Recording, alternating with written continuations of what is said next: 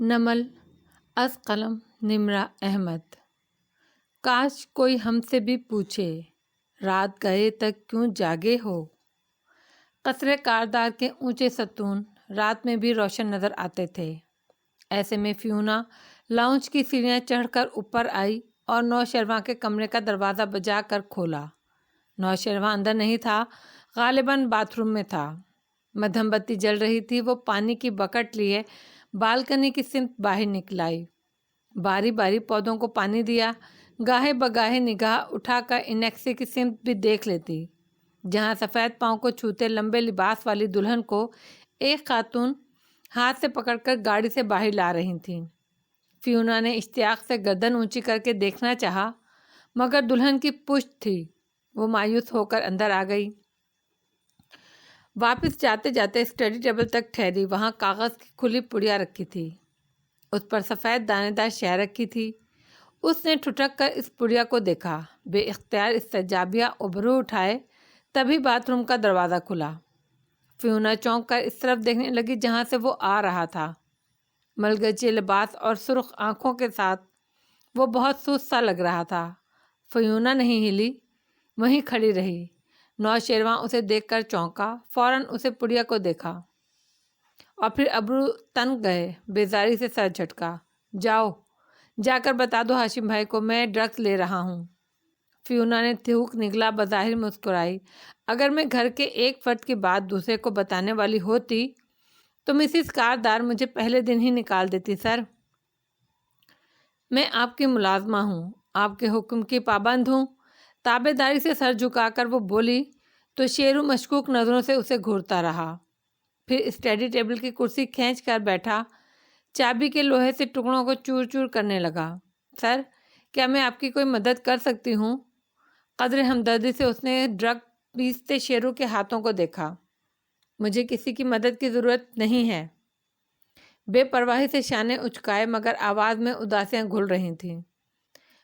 میں نوشیروان کاردار ہوں۔ بھائی کہتا ہے تم ایک بڑے خاندان میں پیدا ہونے والے بڑے انسان ہو۔ میں کیوں مدد مانگوں گا کسی سے؟ وہ جیسے خود پر طنز کر رہا تھا۔ فیونا پکڑ پکڑے فکرمندی سے بھویں سکیڑے 2 قدم آگے آئی۔ آپ کو ایسے نہیں سوچنا چاہیے، آپ واقعی ایک بڑے انسان ہیں۔ فیونا نے رک کر مزید خوبیوں والے سابقے لاحقے جوڑنے کی کوشش کی، مگر شیرو کو کوئی خوبی یاد نہیں آ رہی تھی۔ سر جھکائے چابی سے پاؤڈر پیستے اس نے استہزائیہ سا سر جھٹکا۔ پتہ نہیں کون بڑا ہے کون چھوٹا۔ ممی نے میرا نام نوشیروان رکھا، جانتی ہو اس کا مطلب کیا ہوتا ہے؟ فیونا نے نفی میں گردن ہلائی۔ بادشاہ، سپر ہیرو ہوں۔ پھر سر جھٹکا۔ بے اختیار ایک منظر یاد آیا۔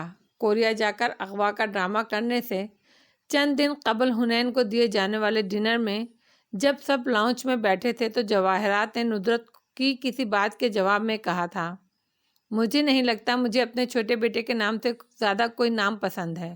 نوشیروان، ایک بڑا بادشاہ، ایک بڑا ہیرو، سپر ہیرو۔ فخر سے گردن تن کر نوشیروان کو دیکھتے ہوئے اس کی مما مسکرا کر بولی تھیں۔ وہ بھی ذرا سا مسکرایا تھا، اور وہ تیز لڑکی، وہ شدید اریٹیٹنگ حنین۔ وہ فوراً سادی کے قریب جھکی اور کان میں سرگوشی کی، بھائی اگر یہ لوزر سپر ہیرو ہے تو پھر میں تو ہیلن آف ٹرائے ہوں۔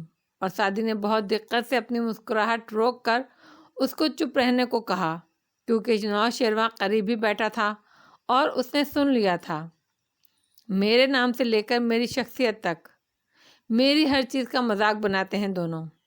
چابی زور زور سے پاؤڈر پر دباتا وہ کہہ رہا تھا، یونیورسٹی سے لے کر اب تک وہ سادی، وہ ہمیشہ میرا کمپٹیشن بنا رہا۔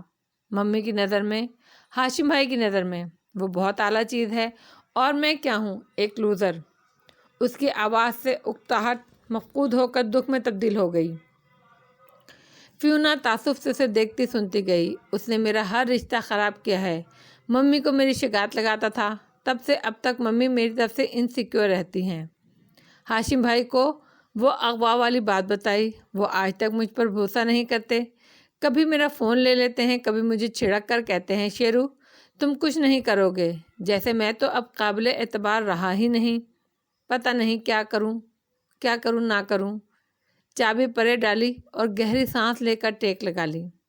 چہرہ اب بالکنی کے دروازے کی طرف تھا اور وہاں سے آتی روشنی میں اس کی آنکھوں میں کچھ بھیگتا دکھائی دے رہا تھا۔ اور میرے ڈیڈ، اس نے ڈیڈ اور میرے درمیان اتنا فاصلہ پیدا کر دیا کہ میں ان کی منتیں کرتا رہا وہ مجھے معاف کر دیں، مگر وہ مجھ سے بات ہی نہیں کرتے تھے۔ اس نے آنکھیں بند کی، زخم پھر سے تازہ ہوئے۔ اس رات تو میں نے سوچ لیا تھا آج سونے سے پہلے میں ان کے پاس جاؤں گا، ان کے گلے لگ جاؤں گا اور اس دفعہ وہ مجھے معاف کر دیں گے۔ اور اسی رات فیونا میرے ڈیڈ مر گئے۔ فیونا کو احساس ہوا کہ بے خودی کے عالم میں بند آنکھوں سے بولتا شیرو غالباً منشیات کے زیر اثر ہے۔ اسٹڈی ٹیبل کے قریب ڈسٹ بین میں خالی پڑیاں تازہ گرائی ہوئی نظر آ رہی تھیں اور وہ اس حال میں مرے کہ وہ مجھ سے ناراض تھے۔ مجھے لگا سعدی اس سے بڑا نقصان مجھے نہیں پہنچا سکتا، مگر کرب بڑھا، اس نے پہنچایا۔ وہ لڑکی جسے میں پسند کرتا ہوں، اس نے اسی کو بلیک میل کیا اور پھر میرے اور اس کے رشتے کو اتنا پیچیدہ کر دیا کہ ہاشم بھائی اور ممی۔ آنکھیں کھولی، نفی میں سر ہلایا۔ اب وہ کبھی مجھے اس لڑکی کے ساتھ تعلق رکھنے کی اجازت نہیں دیں گے۔ سعدی نے میرے ہر رشتے کو خراب کیا ہے، میں اسے کبھی معاف نہیں کروں گا۔ وہ سست ڈھیلے انداز میں نفی میں سر ہلاتے کھڑکی کو دیکھتے ہوئے کہہ رہا تھا، ایک دن میں اس سے انتقام لوں گا، ہر چیز کا انتقام۔ ذرا دیر کو ٹھہرا، اب تم جاؤ فیونا، اور دوبارہ شکل مت دکھانا مجھے۔ فیونا قدرے گڑبڑا کر جی اچھا کہتی باہر نکل گئی۔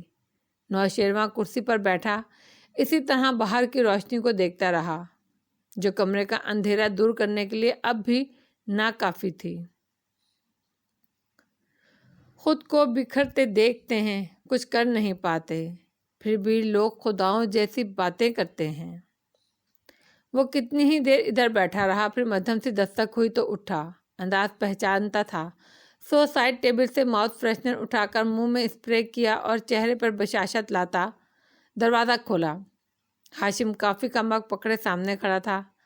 سعدی نے میری سیکریٹری کو فون کیا ہے، وہ صبح آئے گا ہم سے ملنے۔ ہم تینوں کو وہاں ہونا چاہیے، ایک خاندان کی طرح، ٹھیک؟ مگ سے گھونٹ بھر کر اسے نیچے کرتے وہ سنجیدگی سے تاکید کر رہا تھا۔ وہ مطمئن اور پر اعتماد لگ رہا تھا۔ نوشیروان نے ہلکے سے اثبات میں سر ہلایا۔ میں تیار رہوں گا۔ گڈ۔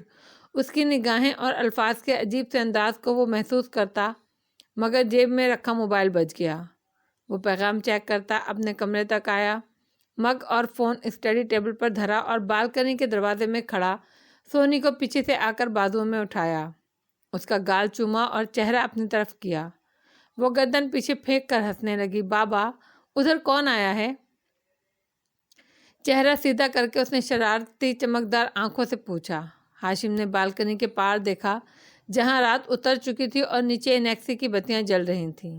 ایک کار واپس جا رہی تھی، سعدی کی کار، اور برآمدے میں سفید کرتے میں کھڑا فارس کار کو جاتے دیکھ رہا تھا۔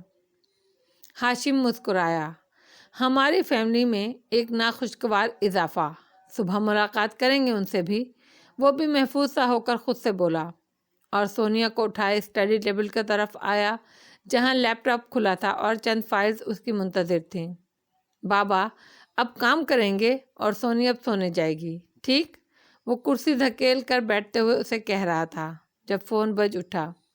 نمبر دیکھ کر ہاشم نے بے چینی سے اسے اٹھایا۔ ہاں خاور، آپ درست تھے، سعدی فرشتہ نہیں ہے، مجھے کچھ ملا ہے۔ دوسری طرف خاور بولتا جا رہا تھا اور ہاشم مسکرا کر سنتا گیا۔ پورے جسم و جان میں گویا سکون سا پھیل گیا۔ زبردست خاور، تم نے ایک دفعہ پھر ثابت کر دیا کہ تم میرے لیے کتنے اہم ہو۔ کل ہم ایک ساتھ اس لڑکے کو کنفرنٹ کریں گے۔ مسکرا کر اس نے موبائل رکھ دیا۔ دیوار کے پار نوشیروان اپنے کمرے میں ڈریسنگ روم کے سامنے کھڑا تھا۔ وارڈروب کھلا تھا، ٹائی ریکس، کف لینگس، کوٹ، شرٹ۔ اس نے آہستہ آہستہ ہر ریک سے ایک ایک چیز چننی شروع کی۔ ٹام فورڈ کا سوٹ، ہیری روزن کی شرٹ، زنگا کی ٹائی، لباس کا چناؤ کر کے اسے سامنے لٹکایا۔ پھر اسی خاموشی سے ایک الماری کا پٹ کھولا، اندر سیف نصب تھا۔ اس نے کوڈ دبایا تو ننھا دروازہ باہر کو کھلا۔ شیرو نے ہاتھ اندر ڈال کر نکالا تو اس میں ایک گلاک کی سیاہ چمکتی گن تھی، G41 برانڈڈ تازہ ماڈل۔ اس نے گولیاں نکالیں، انہیں میگزین میں بھرنے لگا۔ 1 2 تم نے وہ کچے کے ڈبے دیکھے ہیں جن پہ یوز می لکھا ہوتا ہے؟ 5 6 ہاں نوشیروان، میرے بہن بھائی نے تمہارے جیسی چیزیں کم ہی دیکھی ہیں۔ 10 11 تمیز سے بات کرو میری بہن سے، چلو ہنا یہاں سے۔ 12 اور یہ ہوئے مکمل 13 بھرا ہوا پستول اس نے الٹ کر دیکھا۔ اس بھاری لوہے کے ہاتھ میں آ جاتے ہی جسم میں گویا کرنٹ سا دوڑنے لگتا تھا۔ گردن مزید اکڑ گئی، لبوں پر تنفر بھری مسکراہٹ آ گئی۔ نہیں ہاشم بھائی، آپ سعدی یوسف کو نہیں سنبھال سکتے۔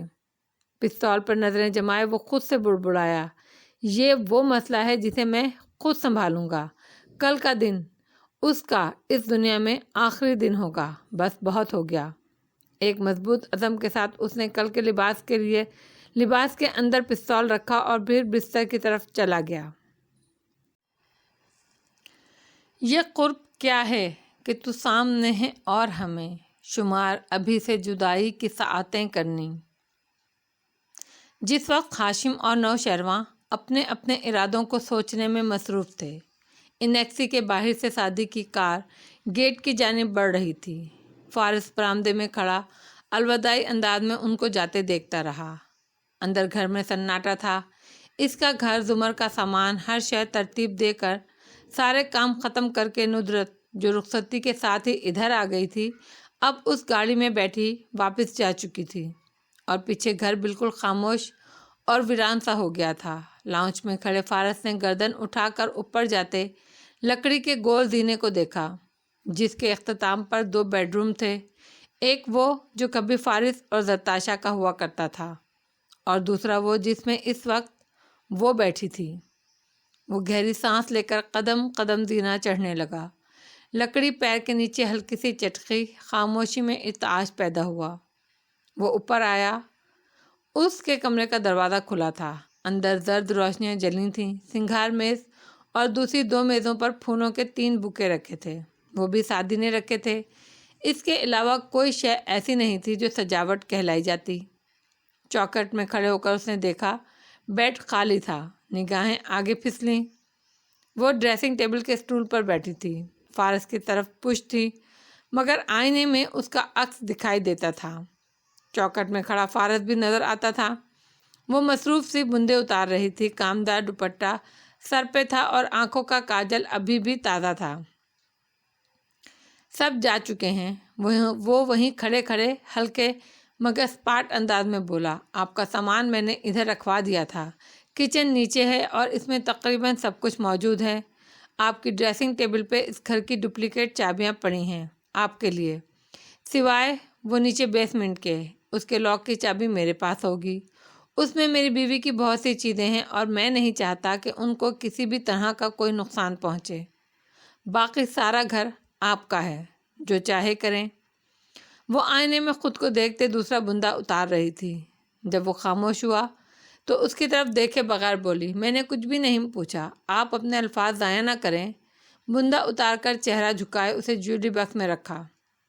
فارس چند لمحے لب بھیچے خاموش کھڑا رہا، پھر جانے کو مڑا اور جیسے نہ چاہتے ہوئے پوچھا، کیا آپ کو کوئی چیز چاہیے؟ زمر نے چہرہ سیدھا کیا اور ٹیکا اتارنے لگی، صرف یہی کہ میرے سامنے کم سے کم آیا کریں، مجھے بہت کچھ یاد آنے لگتا ہے۔ فارس کی آنکھوں میں ناگواری ابھری جو اس نے بامشکل ضبط کی۔ ایسے بات مت کیجیے جیسے آپ مجھے جانتی ہیں۔ ٹیکا اتارتے اس کے ہاتھ رکے، وہ اسٹول سے اٹھی، اس کی جانب گھومی، آنکھوں میں چبھن لیے اسے دیکھا۔ میں جتنا آپ کو جانتی ہوں اس سے زیادہ کی ضرورت بھی نہیں ہے مجھے، اور پھر بھی آپ نے مجھ سے شادی کر لی۔ آپ کو پتہ ہے میں نے آپ سے کیوں شادی کی ہے؟ وہ بھی اتنی ہی بیزاری سے کہہ کر گھوم گئی اور آئینے میں دیکھتی ٹیکا اتارنے لگی۔ مجھے نہیں معلوم تھا آپ اتنی ظالم ہیں۔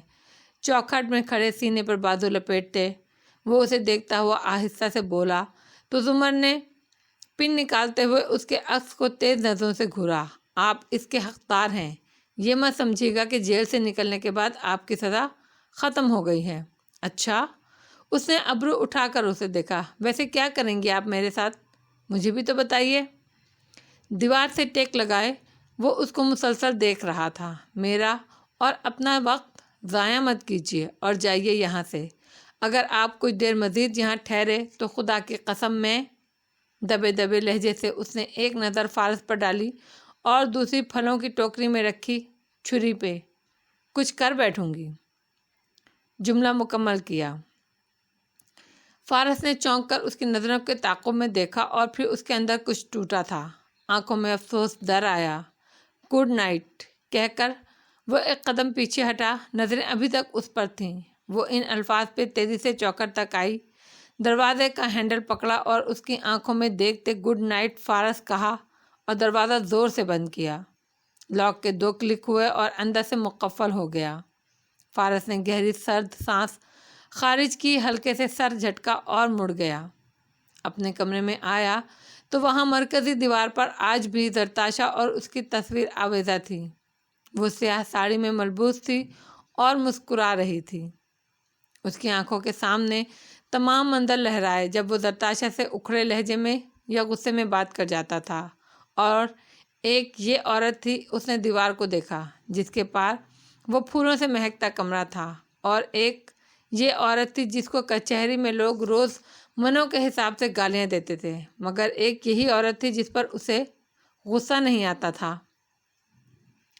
آپ اس دن کیا کریں گی میڈم پروسیکیوٹر؟ جس دن آپ کو یہ معلوم ہوگا کہ فارس غازی سچا تھا۔ تصویر کو دیکھتے ہوئے وہ بڑبڑایا۔ باہر رات اسی طرح بھیگ رہی تھی۔ دوسرے کمرے میں موجود زمر اب لباس تبدیل کر کے اس اجنبی بیڈ پر آ بیٹھی تھی۔ زمر کا فرنیچر، زمر کا نیا بیڈ کور، مگر پھر بھی ہر شے پرائی لگ رہی تھی۔ کچھ دیر پہلے فارس کے سامنے کا بے تاثر چہرہ اب تکلیف کے احساس میں لپٹا تھا۔ وہ اداسی سے بیڈ کور پر ہاتھ پھیر رہی تھی۔ کیا بگاڑا تھا میں نے فارس کا، جو اس نے میرے ساتھ یہ کیا؟ نہ چاہتے ہوئے بھی لبوں سے پھسلا، مگر اداسی الفاظ تک ہی محدود رہی۔ نہ دل بھر آیا، نہ آنکھ بھیگی۔ وہ زمر تھی، وہ رلا سکتی تھی مگر وہ روتی نہیں تھی۔ رات مزید گہری ہوتی چلی گئی اور اب چند گھنٹوں بعد اس نے ایک ایسے دن کو جنم دینا تھا جو ان 2 خاندانوں میں سے کسی کو بھی بھولنے والا نہیں تھا۔ یہ لوگ کیسے مگر دشمنی نبھاتے ہیں، ہمیں تو راس نہ آئیں محبتیں کرنی۔ صبح پورے اسلام آباد پر طلوع ہوئی تو اس میں باسی گلاب کی پتیوں اور کافور کی خوشبو پھیلی تھی۔ دور جنگلوں میں جانور یوں نوحہ بلند کر رہے تھے جیسے رات کی تاریکی میں کوئی غارت گر کسی ننھے بھیڑ کے بچے کو چیڑ پھاڑ کر چلا گیا ہو۔ قصر کاردار کے سبزہ زار پر واقع انکسی کے اندر بھی صبح کی روشنی پھیلی۔ فارس اوپن کچن کی گول میز کے گرد بیٹھا مگ سے چائے کے گھونٹ بھر رہا تھا جب لکڑی کے زینے پر باریک ہیل کی آواز سنائی دی۔ وہ نہیں رکا، نہ مڑا۔ سامنے فریج کے چمکتے دروازے میں عکس دکھائی دے رہا تھا۔ وہ سیاہ منی کوٹ پہنے بیگ اور فائل اٹھائے زینہ اتر رہی تھی۔ گھنگریالے بال سمیٹ کر چہرے کے بائیں طرف ڈال رکھے تھے اور موبائل پر کوئی پیغام ٹائپ کرتے ہوئے نگاہیں جھکی تھیں۔ اسی طرح چلتی ہوئی آئی اور فریج کے پاس رکی، ڈور کھولا، ٹھنڈے پانی کی بوتل نکالی۔ تو آپ آفس جا رہی ہیں؟ نگاہیں اس پر جمائے چائے کا گھونٹ بھرتا وہ ہلکے سے بولا۔ وہ اسٹول پر بیٹھی اس کی طرف پشت کیے پانی پینے لگی، جواب نہیں دیا۔ ویسے پروسیکیوٹر صاحبہ، آنکھیں سکیڑ کر اسے دیکھتے کوئی غیر محسوس سے مسکراہٹ دبائے وہ ہلکے سے انداز میں گویا ہوا، آپ کو یہ خیال نہیں آیا کہ اگر میں آپ کے والد کو جا کر اس شادی کی حیثیت بتا دوں تو کیا ہوگا؟ زمر پانی پی کر کھڑی ہوئی، نل سے گلاس دھویا، واپس رکھا اور اس کی جانب گھومی۔ سنجیدہ چپتی ہوئی نگاہوں سے اس کا چہرہ دیکھا۔ آپ کبھی بھی یہ نہیں کریں گے؟ اچھا؟ فارس نے ابرو اٹھائے۔ آپ کو کیوں لگتا ہے میں یوسف صاحب کے سامنے جا کر یہ بات ان سے نہیں کہوں گا؟ زمر کے لبوں پر ہلکی سی تلخی سی مسکراہٹ آئی، کیونکہ سامنے سے کچھ کرنے کے لیے جو گٹس چاہیے ہوتے ہیں وہ آپ میں نہیں ہیں۔ آپ صرف پیچھے سے وار کرنے والوں میں سے ہیں، ٹھنڈے انداز میں اس کی آنکھوں میں دیکھ کر بولی۔ فارس کی دبی ہوئی مسکراہٹ بھی اب غائب ہوئی، ابرو اکٹھے ہوئے، آنکھوں میں سختی در آئی۔ مگ کے ہینڈل کو زور سے دبایا، مٹھی میں بھینچا، گویا ضبط کیا ہو۔ کیوں؟ غصہ آ رہا ہے؟ مجھے بھی آیا تھا مگر اب نہیں آتا۔ ایک کاٹ دار نظر اس پر ڈال کر وہ اپنی فائلز سمیٹتی دروازے کی جانب بڑھ گئی، پھر رکی اور مڑ کر اسے دیکھا۔ مجھ سے مخاطب ہونے کی کم سے کم کوشش کیا کیجیے، اور ہاں، آئندہ اس کانٹریکٹ کو شادی مت کہیے گا۔ آپ، سلگتی نظروں سے اسے سر سے پیر تک دیکھا، آپ میرے شوہر نہیں ہیں، صرف میرے باپ کے مقروض ہیں اور اپنا قرضہ اتار رہے ہیں۔ فارس نے چہرہ موڑ لیا اور مگ سے گھونٹ بھرنے لگا۔ وہ راہداری عبور کر کے دروازے تک آئی ہی تھی کہ وہ بجا۔ زمر نے اسے کھولا، وہ بھی بے اختیار اس طرف دیکھنے لگا۔ وہ سامنے سے ہٹی تو باہر کھڑا شخص نظر آیا اور اسے دیکھتے ہی فارس نے بیزاری سے چہرہ پھیر لیا۔ گڈ مارننگ مسز غازی۔ پینٹ کی جیبوں میں ہاتھ ڈالے ہاشم نے مسکرا کر کہا تو زمر گہری سانس بھر کر رہ گئی۔ وہ آفس کے لیے جا رہا تھا۔ وجیح حشاش بشاش چوکر پر کھڑا تھا اور پرفیوم کی خوشبو انیکسی کے اندر تک پھیل گئی تھی۔ مارننگ کاردار صاحب، وہ جبراً مسکرائی۔ بہت خوشی ہوئی آپ کو ہاشم نے نگاہیں آنکھ کے پیچھے دوڑائیں، گھر میں دیکھ کر کہا، آرام سے ہیں آپ؟ مجھے بھی بہت خوش ہوئی آپ کو اپنے ہمسائے میں دیکھ کر، امید ہے ملاقات ہوتی رہے گی۔ اب اگر آپ مجھے اجازت دیں، کلائی پر بندھی گھڑی دیکھی، میری آج پیشی ہے اور مجھے دیر ہو رہی ہے۔ پہلے میری بات سن لیجیے، وہ مسکراتے ہوئے بولا، آج رات آپ ڈنر ہمارے ساتھ کریں گے، تم نے سن لیا نا فارس؟ اس نے ساتھ ہی اپنی آواز بلند میں پکارا۔ میز پر موجود فارس نے اکتا کر سر جھٹکا، میں مصروف ہوں، مگر ہاشم نے توجہ نہیں دی۔ مجھے منفی جواب کی عادت نہیں ہے، ہم ڈنر پر آپ کا انتظار کریں گے ٹھیک 8 بجے۔ اپنی کلائی کی گھڑی کے ڈائل پر انگلی سے دستک دے کر دکھایا۔ زمر نے گہری سانس لے کر سر کو خم دیا، شیور، ہم آئیں گے۔ وہ اسی مسکراہٹ کے ساتھ پلٹ گیا۔ اس کے نکلنے کے چند لمحے بعد زمر پیچھے دیکھے بنا باہر نکلی۔ ہاشم کی کار دور جا رہی تھی۔ وہ انیکسی کے برآمدے کے زینے اترتی سبزہ زار پر آئی۔ وہاں فارس اور اس کی کاریں کھڑی تھیں۔ اپنی کار کا لاک کھولتے زمر نے گردن اٹھا کر ادھر ادھر سرسری سے دیکھا۔ سامنے قصر کاردار کی عقبی بالکنی دکھائی دیتی تھی۔ ایک بالکنی ہاشم کے کمرے کی تھی، اسے اندازہ تھا۔ چابی گھماتے ہوئے اس کی نگاہیں دوسری بالکنی تک گئیں، جس کے شیشے کے دروازے کے پیچھے کمرے میں کوئی کھڑا نظر آ رہا تھا۔ زمر نے آنکھیں سکیڑ کر دیکھا، وہ تو نوشیرواں تھا۔ اس کے ہاتھ میں سگریٹ تھا جو لبوں میں لگا ہوا تھا۔ اس نے بھی غالباً زمر کو دیکھ لیا تھا۔ فوراً ہی سگریٹ والا ہاتھ پیچھے کو کرتا مڑ گیا۔ زمر سر جھٹک کر کار میں بیٹھ گئی۔ قبروں میں نہیں ہم کو کتابوں میں اتارو، ہم لوگ محبت کی کہانی میں مرے ہیں۔ وہ صبح کافور کی مہک لیے چھوٹے باغیچے والے گھر پہ بھی ویسی ہی پرملال سی طلوع ہوئی تھی۔ ندرت کچن میں کھڑی ناشتہ بنا رہی تھی۔ سعدی کے کمرے کا دروازہ بند تھا، غالباً وہ تیار ہو رہا تھا۔ راہداری میں آگے جاؤ تو حنین اپنے کمرے کے بیڈ پر ٹیک لگائے بیٹھی نظر آ رہی تھی۔ ہاتھ میں سفید جلد والی کتاب تھی جو کل رات زمر کے سامان میں دیکھ کر وہ اس سے پوچھ کر لے آئی تھی۔ زمر نے نہ وہ پڑھی تھی نہ پڑھنی تھی۔ اب اس کے صفحوں کے کنارے ناخن سے رگڑتی وہ سوچ رہی تھی، شکر ہے کل نکاح پر ہاشم بھائی نہیں تھے۔ ان کو دیکھتے ہی امتحانی مرکز والا واقعہ یاد آ جاتا اور بھائی کے سامنے اپنا آپ مجرم لگنے لگتا۔ وہ مدھم آواز میں بڑبڑائی تھی، پھر ابرو تفکر سے بھینچے، مگر بھائی کو بتاؤں یا نہیں؟ وہ الجھتے ہوئے سر جھٹک کر بولی، سوچ رہی تھی، پھر نگاہیں کتاب تک لے گئی تو تمام خیالات کو ذہن سے ہٹاتے اسے کھول لیا۔ وہ دروازہ سامنے تھا جو اسے صدیوں پہلے کے زرد زمانوں میں لے جایا کرتا تھا۔ اس نے اسے دھکیلا، اونچے پٹ واہ ہوئے۔ دوسری جانب چاند کی ٹھنڈی میٹھی روشنی میں ڈوبی رات تھی۔ ایک کھلا میدان اور سامنے حنین نے گردن موڑ کر دیکھا، ایک بلند مضبوط قلعہ جس کے آگے پہرے دار چکر کاٹ رہے تھے۔ اس سارے سفید اور سیاہ منظرنامے میں وہ ماتھے پر کٹے بالوں اور ہیئر بینڈ والی لڑکی گلابی قمیص اور سفید ٹراؤزر میں ملبوس فریش سی نظر آتی تھی، مگر صدیوں پہلے کے لوگ اس کو دیکھ نہیں سکتے تھے۔ وہ آہنی گیٹ عبور کر کے کھلے صحن میں آئی، اسے پار کیا تو آگے برآمدہ تھا۔ وہ اندر چلتی چلی آئی۔ اندھیرا بڑھ گیا، مگر جیسے جیسے وہ قدم آگے بڑھاتی گئی، راہداری کی دیوار پر قطار میں نصب مشعل دان جلتے گئے، جیسے کوئی قدیم زمانے کا جادو ہو۔ اندھیرا قدرے کم ہوا۔ وہ ایک کوٹری کے سامنے جا رکی۔ اس کے دروازے پہ زنجیر میں لپٹے تالے مشعل دان کے پھڑپھڑاتے زرد شعلوں میں دکھائی دیتے تھے۔ دیوار پر ایک ابھری ہوئی چوکی تھی۔ حنین دیوار کو پکڑے اس چوکی پر کھڑی ہوئی تو چہرہ ایک سلاخ دار کھڑکی کے برابر آیا۔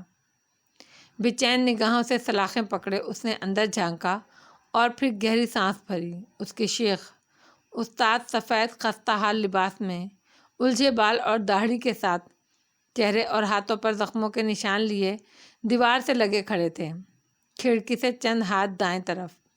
اے شیخ، میں اتنے برسوں بعد آئی ہوں اور آپ کو اس قید خانے میں دیکھتی ہوں، ایسا کیا کر دیا آپ نے؟ آپ کا خلیفہ تو مسلمان ہے نا؟ افسوس سے سر ہلاتے اس نے سوال کیا۔ اندر دیوار سے لگے کھڑے شیخ معلم نے تھکان مگر سکون سے چہرہ موڑ کر اسے دیکھا۔ سواری کا باندھنا محبوب کی قبر تک جانے کے لیے۔ انہوں نے یہ کہا تو آپ نے کیا کہا؟ اس نے تعجب سے پوچھا۔ بدعت، بدعت۔ اف۔ حنین نے گہری تعصب سے انہیں دیکھا۔ ہم سب کو معلوم ہے یہ بدعت ہے۔ رسول اللہ صلی اللہ علیہ وآلہ وسلم کی قبر کی زیارت کی نیت سے سواری باندھنا بدعت ہے۔ نیت مسجد نبوی کی ہونی چاہیے۔ ٹھیک ہے، بالکل ٹھیک ہے، مگر شدید الرحیل القبر الخلیل کا انکار آپ کو زندان میں لے آیا۔ اے شیخ، ملامتی نظروں سے وہ انہیں دیکھ رہی تھی۔ مطلب کیا ضرورت تھی اتنا کھلم کھلا اسٹینڈ لینے کی؟ اور ہاں، فائدہ کیا ہوا اس اسٹینڈ کا؟ اب تو ایک دنیا جاتی ہے۔ مدینہ صرف روضہ مبارک کی نیت لے کر جالیوں سے دعاؤں کی پرچیاں تک پھینکتی ہیں عورتیں۔ اب قبر کی نیت اور مسجد کی نیت کا ذہن کا زمین اور آسمان جتنا فرق کسی کو سمجھ نہیں آتا۔ مجھے بھی بھائی نے ایک زمانے میں بتایا تھا، اب تو بھول گئی ہوں۔ شیخ خاموشی سے کھڑے اپنے ہاتھوں کو دیکھتے رہے، وہ سیاہ ہو رہے تھے۔ حنین نے چہرہ مزید آگے کر کے اندر جھانکا۔ آپ کی کتابیں، قلم، کیا سب چھین لیا انہوں نے؟ اف، کراہ کر اس نے آنکھیں میچی۔ ٹھیک ہے، بندہ حق بات کرتا ہے ظالم حکمران کے سامنے، مگر یار اتنا بھی کیا کہ اس بات کے پیچھے ساری زندگی برباد کر ڈالو؟ کتاب تو آپ کی ادھوری رہ گئی، اب لکھیں گے کیسے؟ آنکھیں کھول کر مزید برہمی سے ان کو دیکھا۔ وہ اپنے سیاہ جوتوں کو اور ہاتھوں کو دیکھ رہے تھے۔ حنا ایک دم چونکی۔ فرش پر چند کوئلے رکھے تھے اور اس کی نظریں اوپر اٹھتی چلی گئیں۔ دیواروں پہ جا بجا کوئلے سے عبارتیں لکھی تھیں، آیات، احادیث، قرآن کی نشانیوں میں غور و فکر کرنے کے نکات دیواریں بھری پڑی تھیں۔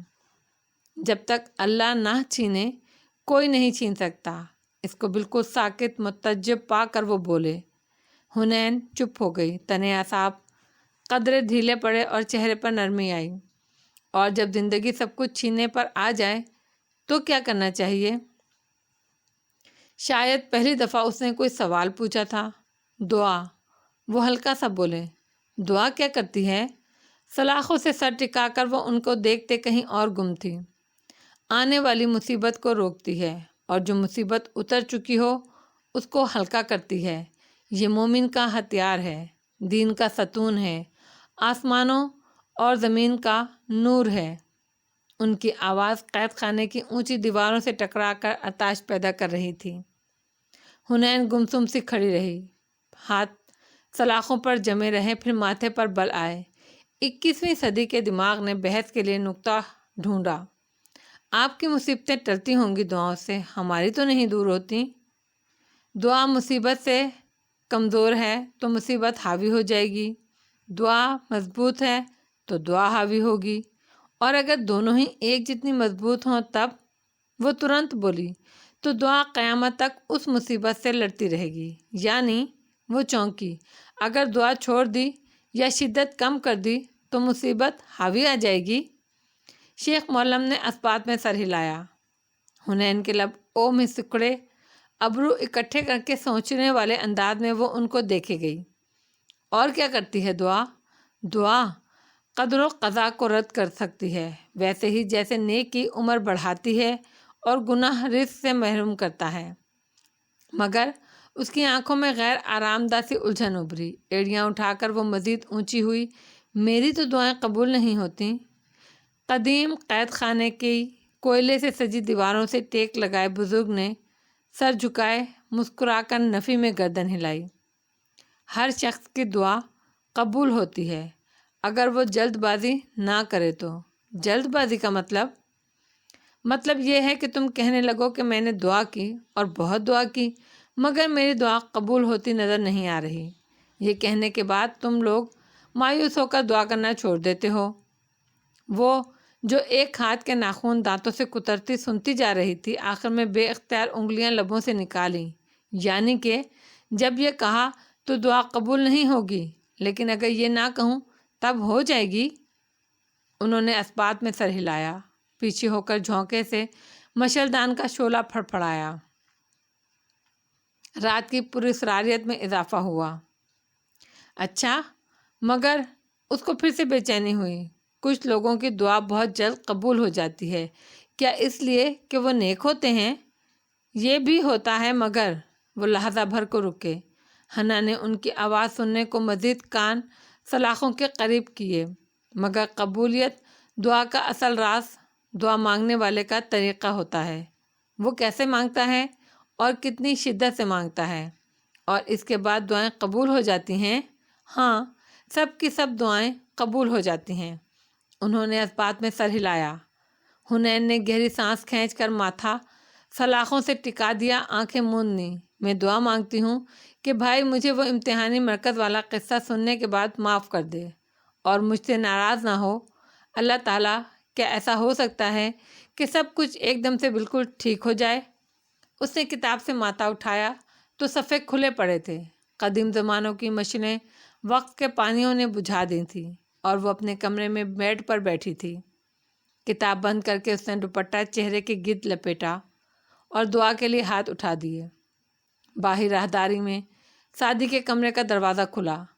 وہ باہر نکلا تو سیاہ سوٹ میں ملبوس تھا، گرے شرٹ پہ سفید سیاہ ترچھی دھاریوں کی ٹائی بندھی تھی۔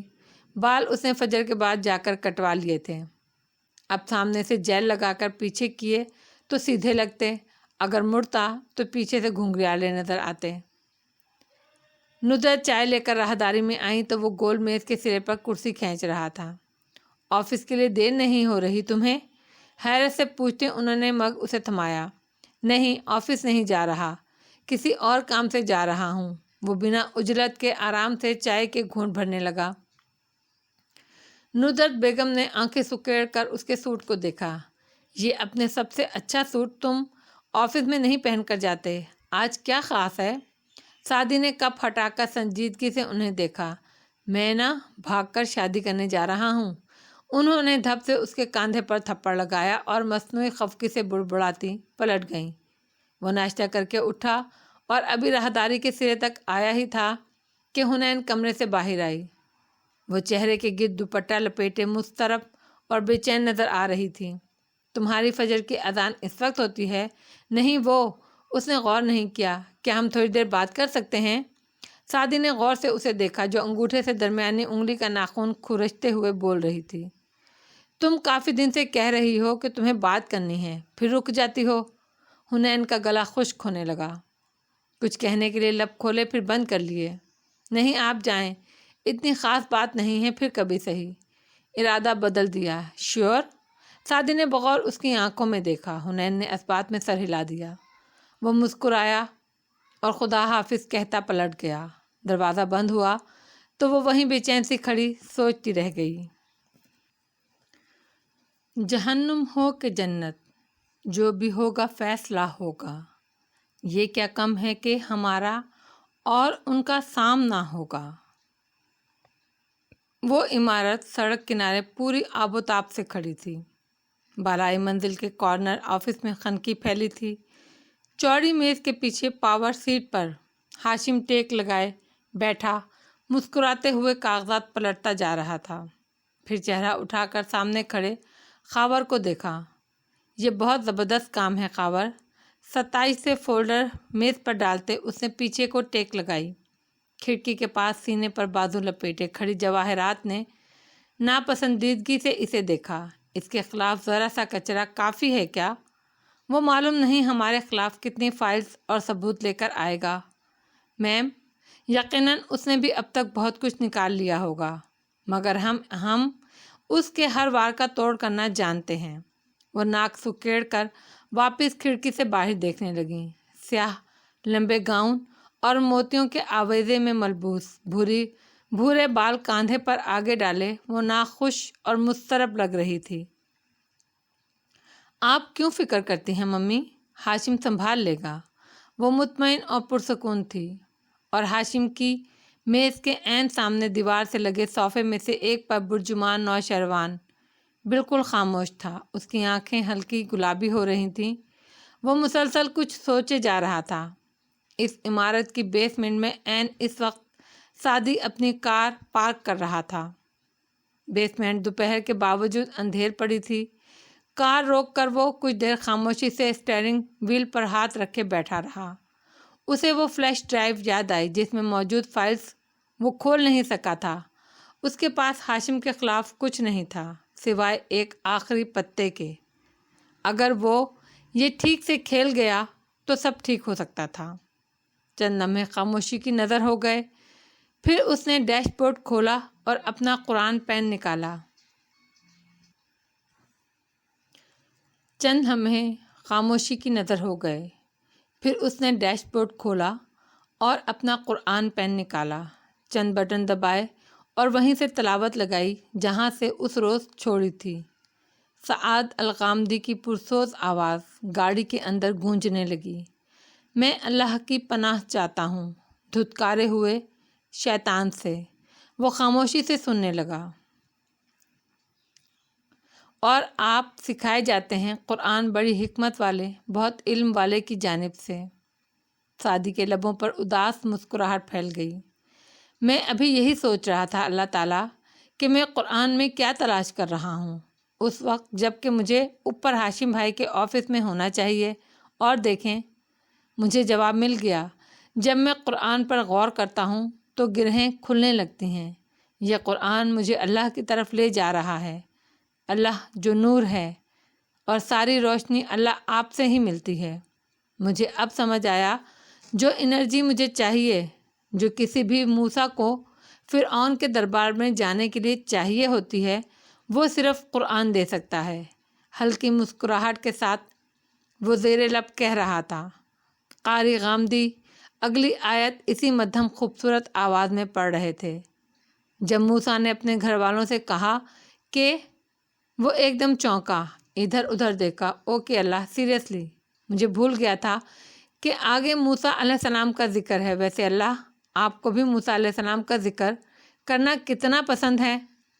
ہر چند آیات کے بعد پھر سے موسیٰ اور فرعون، مطلب کبھی کبھی میں حیران ہو جاتا ہوں قرآن میں اتنا ذکر کسی کا نہیں جتنا موسیٰ علیہ السلام کا۔ کیوں؟ اس نے بولا نہیں، صرف سوچا تھا۔ آیت سماعتوں میں گونج رہی تھی۔ اور جب موسیٰ نے کہا اپنے گھر والوں سے کہ میں نے دیکھی ہے ایک آگ، میں ابھی وہاں سے آپ کے لیے کوئی خبر لاتا ہوں یا لے کر آتا ہوں، کوئی سلگتا ہوا انگارہ، تاکہ آپ اسے سیکیں۔ ذرا دیر کو وقفہ آیا تو سعدی نے گہرا سانس لیا۔ آہ موسیٰ! اس نے سیٹ کی پشت سے سر ٹکا کر آنکھیں بند کیں، ہلکی آواز میں ساتھ ساتھ بڑبڑاتا رہا۔ تو اللہ تعالیٰ، آپ نے سورہ نمل کی تمہیدی آیات کے بعد پہلے قصے کا آغاز ہی موسیٰ علیہ السلام کی فیملی سے کیا۔ مجھے اسی لیے یہ صورت بہت اچھی لگتی ہے اللہ تعالیٰ، کیونکہ یہ فیملی ویلیوز کی صورت ہے۔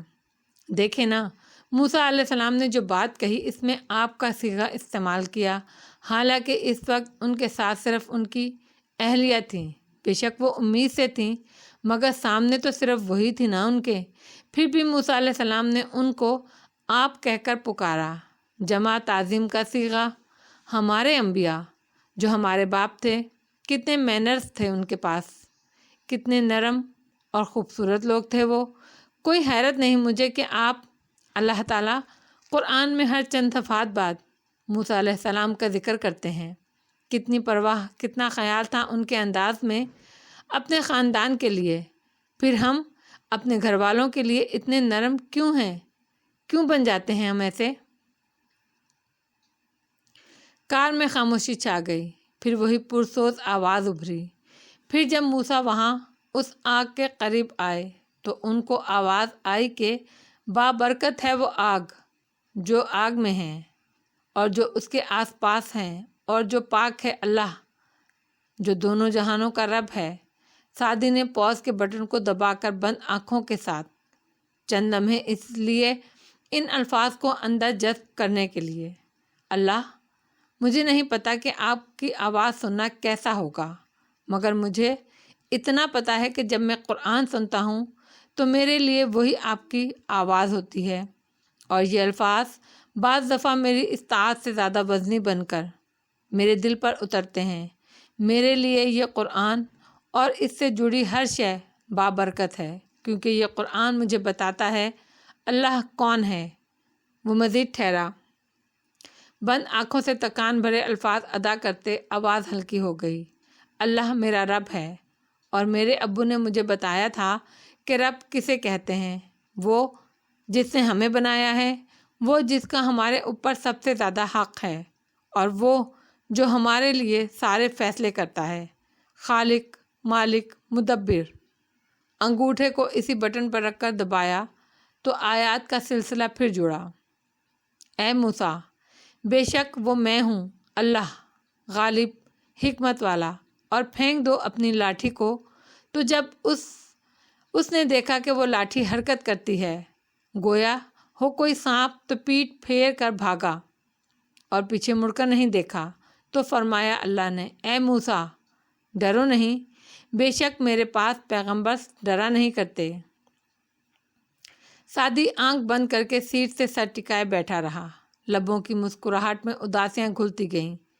پیغمبر کون ہوتا ہے اللہ؟ وہ جو اچھائی کا حکم دے اور برائی سے روکے۔ آپ سارے پیغمبروں کے ساتھ ایسا ہی کرتے ہیں نا، ان کو اندھیرے میں روشنی کی جھلک دکھاتے ہیں، اور جب اس نور کا پیچھا کرتے وہ اس تک آپ پہنچتے ہیں تو آپ ان کو بتاتے ہیں اللہ کون ہے۔ پھر آپ ان کو کہتے ہیں کہ اپنی عصا سامنے ڈال دو۔ یہاں تو آپ نے عصا کا لفظ استعمال کیا، مگر آپ نے اسی قرآن میں ایک اور جگہ آپ نے موسیٰ سے یہ فرمایا کہ ڈال دو وہ جو تمہارے دائیں ہاتھ میں ہے۔ تو بات یہ ہے اللہ کہ سب کے دائیں ہاتھ میں عصا نہیں ہوتا، دائیں ہاتھ میں انسان کا ٹیلنٹ ہوتا ہے، کوئی ہنر یا کوئی قیمتی چیز۔ تو اللہ جب آپ کا پیغمبر اپنی عصا پھینک دیتا ہے تو اس کا نتیجہ ایک دم سے اتنا خوفناک، اتنا ڈراؤنا اور پر ہیبت ہوتا ہے کہ انسان مڑ کر بھاگے نہ تو کیا کرے۔ فرعون کے ساحر جو بھی گھر لائے، میرے دائیں ہاتھ کی چیز اس کو نگل لے گی، میں جانتا ہوں، اور یہ بھی جانتا ہوں کہ اللہ کے پاس اس کے پیغمبر ڈرا نہیں کرتے، نہ اپنے ماضی سے نہ اپنے مستقبل سے، مگر مجھے فرعونوں کے پاس ڈرنے سے ڈر لگتا ہے۔ اس کا دل بوجھل ہو گیا تھا، گویا پھر سے ہلکا ہونے کے لیے پین قرآن آف کر کے ڈیش بورڈ میں رکھا، کار بند کی، چابی، موبائل، والیٹ سنبھالتا باہر نکل آیا۔ مطلوبہ فلور پر جب لفٹ کے دروازے واہ ہوئے تو سامنے واک تھرو گیٹ تھا۔ وہ اس سے گزرنے کے بجائے ایک طرف سے نکل کر آگے چلتا آیا، کسی نے نہیں روکا۔ جب ہاشم کے آفس کے سامنے آیا تو کام کرتی حلیمہ کے اس طرف سیاہ کوٹ میں ملبوس خاور مستعد کھڑا تھا۔ کاردار صاحب آپ کے منتظر ہیں۔ سعدی اس بات پر آگے بڑھنے لگا تو خاور نے ہاتھ راہ میں حائل کر کے اسے روکا۔ سعدی نے گہری سانس لی، میرے پاس کوئی اسلحہ نہیں ہے، چاہیں تو تلاشی لے لیں۔ مسکرا کر وہ بولا۔ خاوند نے اسپاٹ چہرے کے ساتھ اس کے لباس کو تھپ تھپایا، سیل فون نکال کر حلیمہ کی میز کی ٹوکری میں ڈالا اور پھر مطمئن ہو کر پیچھے ہٹا۔ سعدی نے کوٹ کا بٹن بند کیا، اوپری جیب میں لگا سلور پین درست کیا اور آگے بڑھ گیا۔ وہ چاہتا تھا کہ کاسا خرید لے میرا۔